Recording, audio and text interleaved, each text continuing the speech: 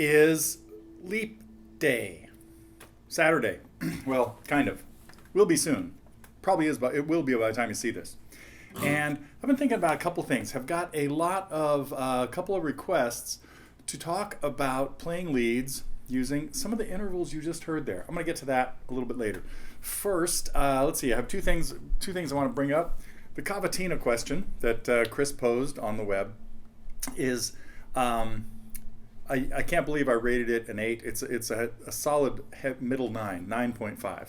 I just kind of overreacted when I said, nope, never mind, this is an 11. There are a lot of things out there, songs I would consider, that really require some like years and years of study and practice to get performable, concert level performable.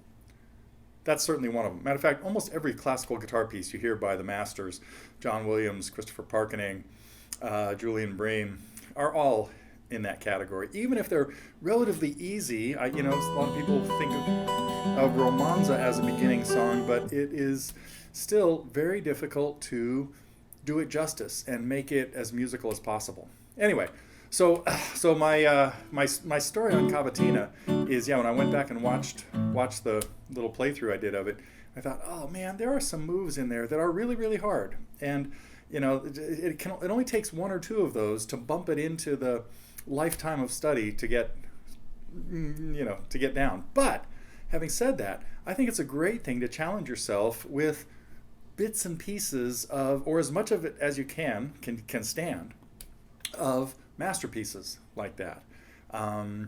So what else falls? The little solo, the little harpsichord solo in My Life is another one of those. To translate that to the guitar becomes just, you have to be a little nuts to want to do that, or to want to master it, let's say. Anyway, that was the main thing I want to talk about. The other thing, though, now we have a trivia question. February 29th. Leap years happen about every 4 years. Hopefully you know what I'm talking about. Or you can go look it up. But if you haven't looked it up, if you don't know the whole story on leap year, my son just accused me the other day and he says he's got the same affliction, which is storing completely useless pieces of information for your whole life. Most of this comes from like the days before Wikipedia. So I don't know. Sometime back in high school, I got obsessed with leap days and leap years and things like that. Not obsessed, but just looked up the oddities of it. The fact that our solar year is 365.242222 days long. So about every 3 years, every fourth year, we have to make up that day by putting in an extra day, so that the solstice and the equinoxes happen as close to when the sun is. It's all part of the time-space continuum, Anyway, so the quick question is, in an average span of 4 years, there's one leap year, right? But not always. But you'd think, okay, well maybe in 100 years there should be 25. Yeah, okay, maybe. Maybe in 400 years there should be 100. So my quick question is, in any random sample of a 400-year time span, and we could take 1601 to 2000. Okay, how many leap years are there in that span of 400 years? Okay, enough of that. What I really wanted to get to was another question that, I have a whole series of lessons, or the whole package kind of thing, on playing leads or second guitar parts using triads out of the D family, the E family, and the A family. And you'll hear things like, here's a little melody played with a very simple progression. 1, 4, 5, 1, 4, 1. Talk and think at the same time and play the guitar at the same time. Anyway, but playing them all in the D family. There are other songs that do that.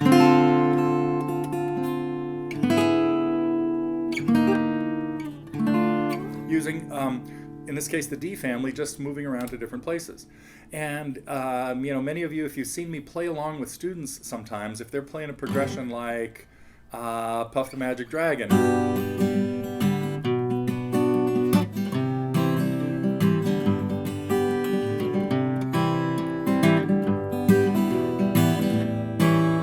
play all those same chords in higher shapes.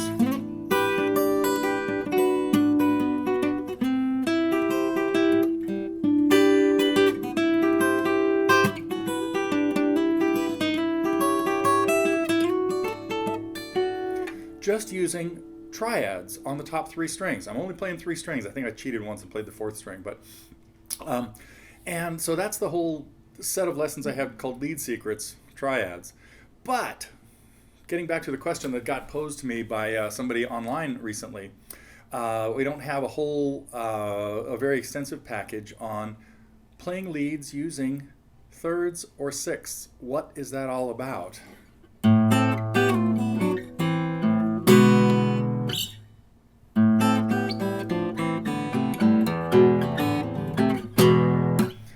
Now, those were all notes in harmony that were the same distance apart. Things like this.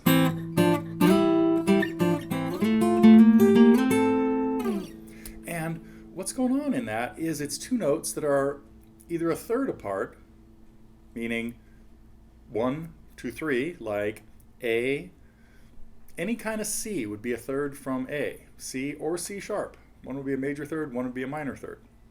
I could play my A here and a C natural here, and I've got the 2 notes of an A minor chord, the root and third of that. But what I have students work on sometimes is 2 things. Playing parallel thirds up the neck on 2 adjacent strings. Now what I just did right there was played a D scale. Starting on the 2nd string, so what I did was I put my root, or what I'm not going to call it the root so much just yet, but the primary note, and going to harmonize it with its third in the key. So every note I played right there was in the key of D. I played a D scale on the 2nd string, going from 1 to 2 to 3 to 4, 5, 6, 7, 1. But at the same time, on the 1st string, I played the same scale starting on the 3rd note of the scale. The 3rd to the 4th, to the 5th, to the 6th, to the 7th, to the 1st, 2nd, 3rd. So what you heard was this.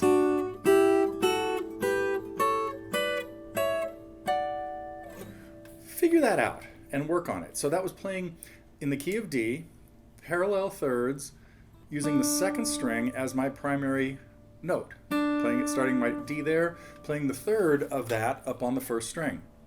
Now, people also ask about sixths. All a sixth is an inversion of a third. So if we were going to do this, now what I'm going to do is what I want you to do is put the root on the 1st string. Let's do this in the key of G. Okay, so your G, 3rd fret, right? What would be the 3rd of G? Got that? Now, I could play that G on the 2nd string at the 8th fret, and then its 3rd would be the B that is on the 1st string at the 7th fret. Here's what that scale would sound like. I'm going to run out of room, but here's what my G scale would be in thirds.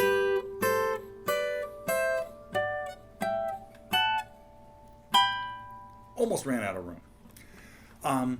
But if I brought my G back to the 1st string at the 3rd fret, and played the B below it, an octave below the B that would be a third above it, find where that would be on the 3rd string. So now when I'm playing the 1st string and the 3rd string, it's going to sound something like this.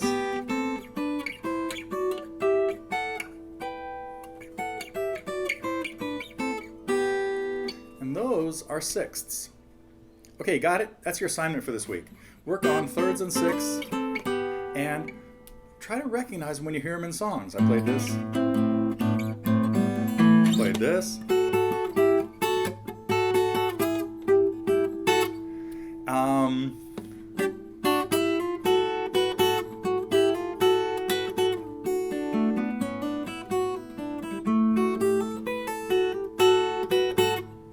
Thirds.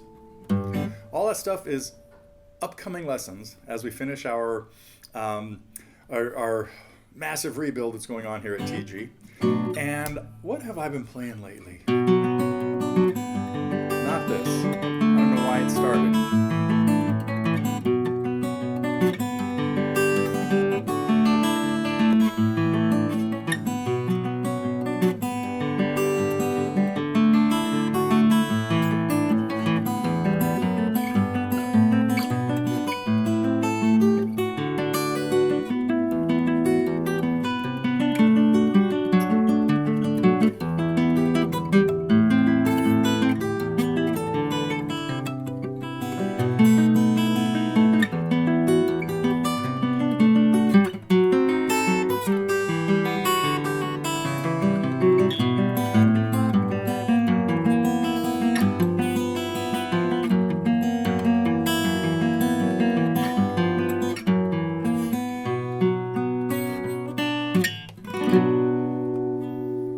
like to dig that one up. Quicksand. So, okay, that's it for our Leap Day special. And next week, it'll be March, and hopefully we'll get some rain. We had a February here in California, the driest since 1861. We got no rain. San Francisco did not get any measurable rain. Last time that happened is 1861. We are well into a new drought here in California, unfortunately. Makes it nice to be outside, but if you come to visit, bring water. See you next week.